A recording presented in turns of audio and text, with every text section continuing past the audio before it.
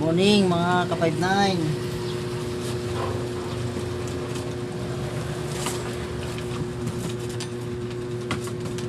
Ating ulam for today. Ang ulam ng mahirap na gwardiya. Kung alam mo to, mag-comment ka na.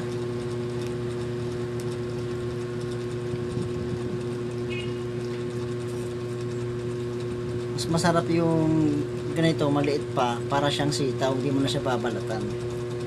Ito nga pala ay bunga ng malunggay.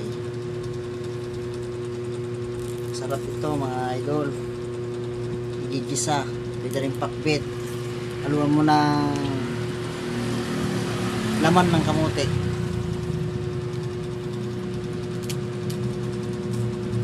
Tapos bagoong isda.